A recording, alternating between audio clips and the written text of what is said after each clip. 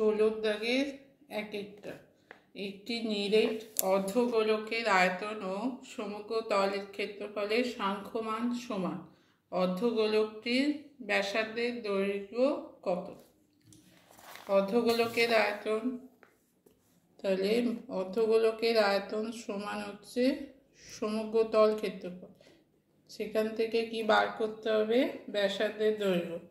তাহলে অর্ধগোলকের আয়তন সমান সমগ্র তল ক্ষেত্রফল। তাহলে এখানে ফর্মুলা বসাতে হবে। অর্ধগোলকের আয়তন হচ্ছে 2/3 পাই আর কিউব। সমগ্র তল ক্ষেত্রফল, যেহেতু নিরেট অর্ধগোলক বলা আছে, এখানে বলা আছে যে নিরেট অর্ধগোলক, তাহলে নিরেট অর্ধগোলকের সমগ্র তল ক্ষেত্রফল হচ্ছে 3/r²। এবার তাহলে 2 আর কিউব, 3 আর 3 গুণ হয়ে হচ্ছে 9πr²। পাই কাটবে, আর কিউবের তলায় r² যাবে, সমান হচ্ছে 9/2। r² আর কিউব দিয়ে কাটলে হচ্ছে r, তাহলে r সমান হবে 9/2 সমান 4.5 একক। তাহলে ব্যাসার্ধ হচ্ছে 4.5 একক।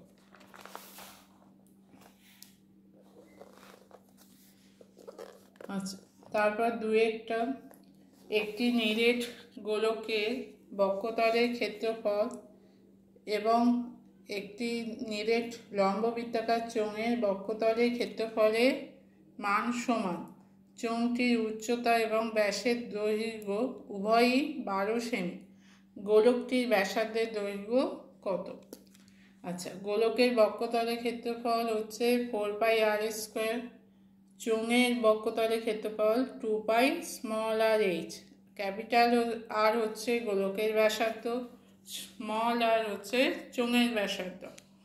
আচ্ছা, চোঙের উচ্চতা এবং ব্যাসের দৈর্ঘ্য দুটোই 12 সেমি। তাহলে এখানে বলছে যে 4π গোলকের বক্ষতলের ক্ষেত্রফল সমান 2π চোঙের বক্ষতলের ক্ষেত্রফল। চোঙের বক্ষতলের ক্ষেত্রফল আর গোলকের বক্ষতলের ক্ষেত্রফল হচ্ছে সমান। তাহলে এই দুটো 4πr² সমান 2πh।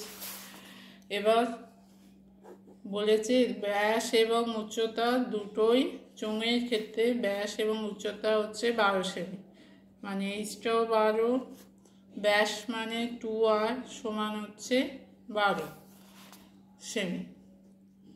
তাহলে এবার ক্যাপিটাল আর গোলকের ব্যাসার্ধটা বার করতে হবে।